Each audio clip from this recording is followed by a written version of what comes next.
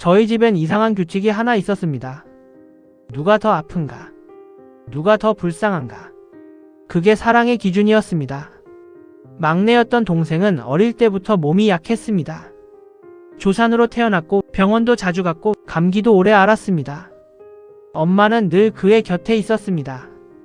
밥도 먼저 챙기고 옷도 먼저 입히고 잘 때도 꼭 끌어안고 잤습니다. 처음엔 저도 이해했습니다. 약한 아이니까요. 문제는 그 다음부터였습니다. 동생은 아주 빨리 알아버렸습니다. 자기가 아프면 부모님의 시선이 모두 자기에게 쏠린다는 걸. 그리고 그 애는 그걸 절대 놓치고 싶어 하지 않았습니다.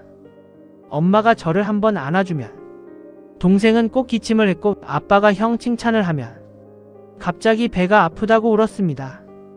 그러면 집안 분위기는 순식간에 바뀌었습니다. 애가 아픈데 왜 시끄럽게 하니? 그 말 한마디면 끝이었습니다. 형도 저도 늘 조용히 뒤로 밀려났습니다.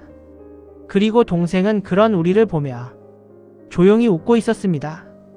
동생은 몸은 약했지만 머리는 아주 영악했습니다. 자기가 울면 엄마가 움직인다는 걸 알았고 자기가 쓰러지면 가족이 무너진다는 걸 알고 있었습니다. 어느 날은 형 방에 들어갔다가 혼자 넘어져 놓고는 울면서 말했습니다. 형이 밀었어. 형은 억울해서 얼굴이 새빨개졌지만 엄마는 이미 형부터 때렸습니다. 동생 몸 약한 거 알면서 왜 그러니? 형은 아니라고 했습니다. 하지만 동생은 숨을 헐떡이며 울었습니다. 엄마는 그런 동생을 안고 병원으로 뛰어갔습니다.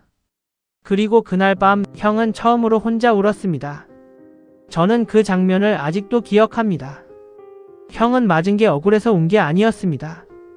아무도 자기 말을 믿지 않는다는 게 무너졌던 겁니다. 그날 이후 동생은 더 대담해졌습니다. 형이 부모님과 웃고 있으면 꼭 싸움을 만들었고 제가 칭찬받으면 갑자기 열이 난다고 누웠습니다. 부모님은 점점 동생 중심으로 돌아갔고 우린 점점 눈치를 보기 시작했습니다. 동생은 이상하게도 누군가 부모님에게 사랑받는 걸 견디지 못했습니다. 특히 형을 심하게 미워했습니다. 형은 공부도 잘했고 말도 적었고 부모님 속도 안 썩였습니다. 근데 그게 동생에겐 죄였습니다. 아빠가 형 어깨를 한번 두드리면 동생은 그날 밤 난리를 쳤습니다. 왜 형만 좋아해? 나는 맨날 아픈데. 엄마 아빠는 결국 형만 사랑하잖아. 부모님은 당황해서 아니라고 했습니다. 그러면 동생은 약봉지를 던지고 울었습니다. 그럼 왜 형만 웃어줘? 그 말에 엄마는 무너졌습니다. 그날 이후 엄마는 형 칭찬을 거의 안 했습니다. 아빠도 형과 단둘이 이야기하는 걸 피했습니다. 동생 눈치를 보기 시작한 겁니다. 그리고 동생은 그걸 느꼈습니다. 자기가 울면 세상이 움직인다는 걸. 동생은 형을 부모님에게서 떼어내기 시작했습니다. 처음엔 사소한 거짓말이었습니다. 형이 엄마 귀찮대. 형이 집 나가고 싶다 했어. 형이 아빠 냄새난다고 했어. 부모님은 처음엔 안 믿었습니다. 하지만 동생은 매일 같은 말을 했습니다. 거짓말도 반복되면 진실처럼 들립니다. 엄마는 어느 순간부터 형 눈치를 보기 시작했고 아빠는 형에게 자주 화를 냈습니다. 형은 점점 말이 없어졌습니다. 밥 먹을 때도 조용했고 집에 와도 방문만 닫았습니다. 근데 동생은 그 모습마저 이용했습니다. 봐봐, 형은 가족 싫어하잖아. 그 말에 엄마는 또 형을 혼냈습니다. 형은 아무 말도 하지 않았습니다. 아니, 포기한 얼굴이었습니다. 그때부터였을 겁니다. 우리 집에서 형이 위험한 사람이 되어가기 시작한 건 형이 대학에 붙은 날이었습니다. 정말 오랜만에 아빠가 크게 웃었습니다. 우리 아들 고생했다. 엄마도 눈물을 흘렸습니다.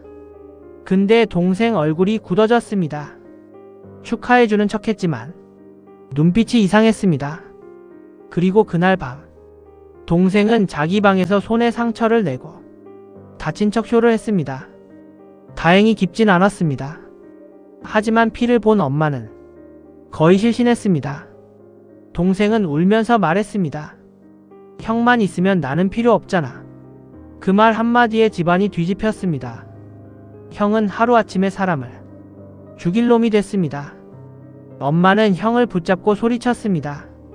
네가 동생을 얼마나 몰아붙였길래 애가 이래. 형은 아무 말도 못했습니다. 정말 아무것도 하지 않았으니까요. 근데도 동생은 침대에 누워 희미하게 웃고 있었습니다. 자기가 원한 결과였으니까요. 그 사건 이후 부모님은 완전히 변했습니다. 형만 보면 한숨을 쉬었고 작은 행동 하나도 의심했습니다. 동생은 그걸 즐겼습니다. 엄마 앞에서는 약한 척했고 형 앞에서는 비웃었습니다. 이제 엄마 아빠는 내 말만 믿어. 그 말을 들은 형 표정을 저는 잊을 수 없습니다. 사람은 억울하면 화를 냅니다. 근데 진짜 무너지면 그냥 아무 말도 안 하게 됩니다. 형이 딱 그랬습니다. 집에서도 웃지 않았고 명절에도 일찍 나갔고 부모님 생신에도 짧게 얼굴만 보고 갔습니다. 그러면 동생은 부모님께 말했습니다. 봐봐. 형은 가족 버릴 사람이라니까. 부모님은 그런 말을 믿었습니다. 왜냐면 이미 형을 나쁜 사람이라고 생각하고 있었으니까요. 시간은 빠르게 지나갔습니다. 엄마는 허리가 굽었고 아빠는 치매 초기 진단을 받았습니다. 그런데 이상한 일이 벌어졌습니다. 그토록 부모 사랑을 원하던 동생이 갑자기 연락을 피하기 시작한 겁니다. 병원 가는 날이면 바쁘다고 했고 간병 이야기가 나오면 몸이 아프다고 했습니다. 엄마는 서운해했습니다. 걔도 몸이 약하잖니. 근데 웃긴 건 유산 이야기가 나오면 누구보다 빨리 왔다는 겁니다. 동생은 집 명의부터 물었습니다. 통장도 확인했고 보험도 물었습니다. 하지만 부모님 병실엔 오래 있지 않았습니다. 냄새 난다고 힘들어했고 피곤하다고 먼저 갔습니다. 그 모습을 보면서도 엄마는 끝까지 동생 편을 들었습니다. 원래 약한 애라 그래. 근데 저는 알았습니다. 동생은 약한 게 아니라 책임지기 싫은 사람이었다는 걸. 아이러니하게도 부모님 곁에 남은 건 형이었습니다. 형은 병원비를 냈고 아빠 기저귀도 갈았고 엄마 식사까지 챙겼습니다. 하지만 부모님은 끝까지 미안하단 말을 못했습니다. 오히려 형 눈치를 봤습니다. 혹시 화났을까봐, 혹시 자기를 버릴까봐. 그 불안 속에서도 동생 이야기만 나오면 감쌌습니다.